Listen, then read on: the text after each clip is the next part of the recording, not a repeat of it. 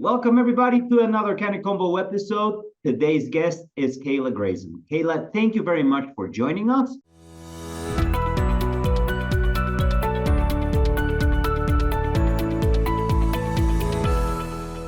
Can you please introduce yourself, let our audience know who you are and what you do?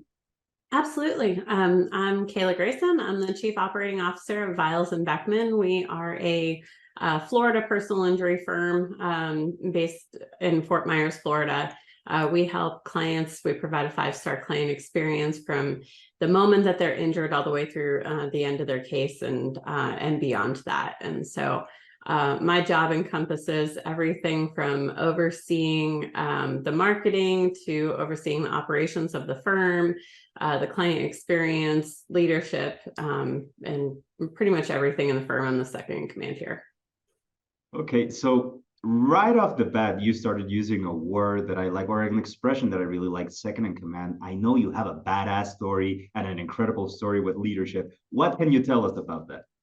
Yeah, so my leadership comes from all sorts of kind of experience. I've been in the Navy now for 17 and a half years.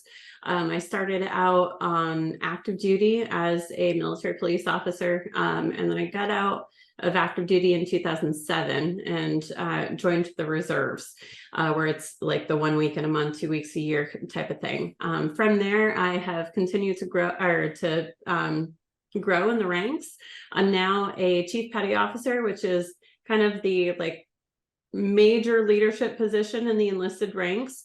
And so my job really is leadership and character development of sailors. And we bridge the gap between sailors and officers, and we help kind of communicate between the two. So I have a lot of leadership ability and a lot of leadership experience from that I bring into the civilian world in my law firm.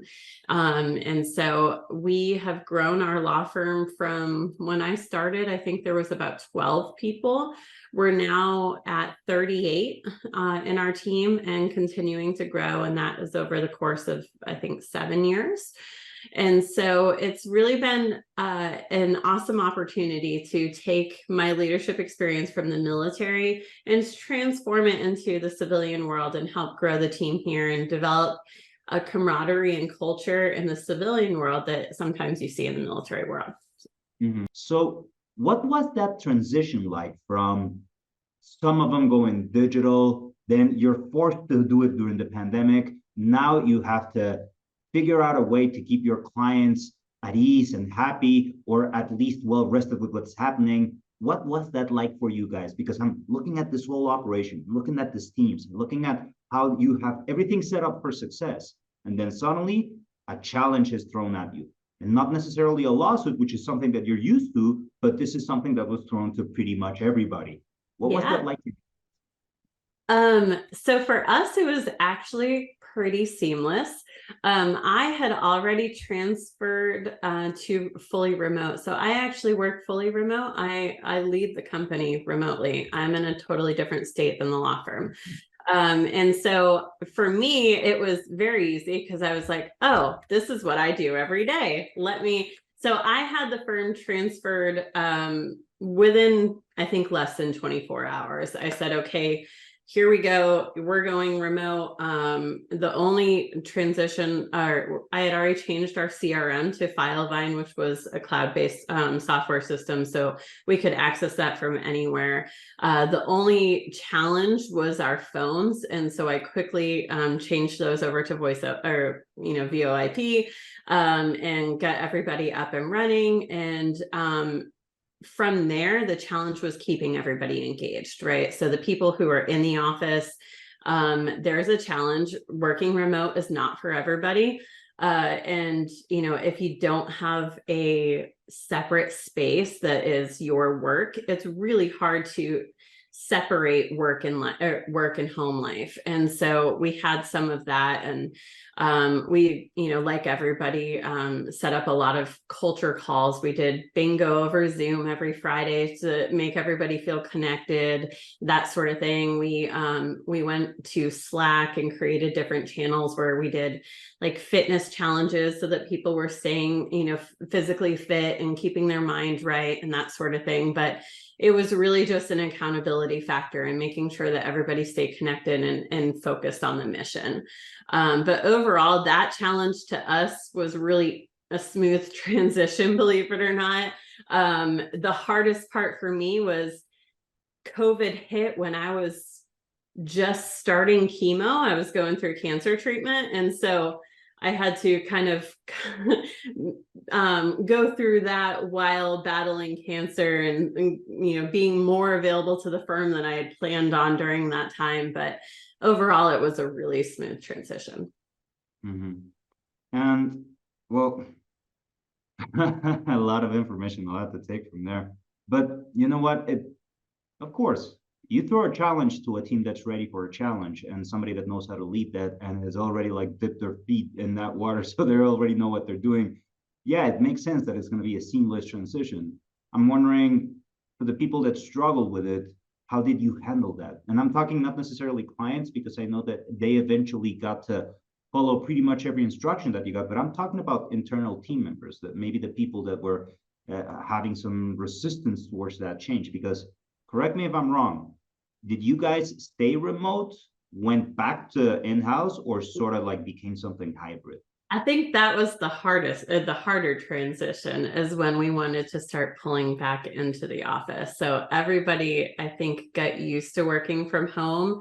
And so when the pandemic was over and our clients were now wanting to meet face to face, me having to have that conversation with our team saying, hey, I know you're really happy working from home, but it's time to come back to the office. That was the hardest part, because it had almost been 2 years, working remotely, and people get used to it. They forget about the commutes and the traffic and all of those extra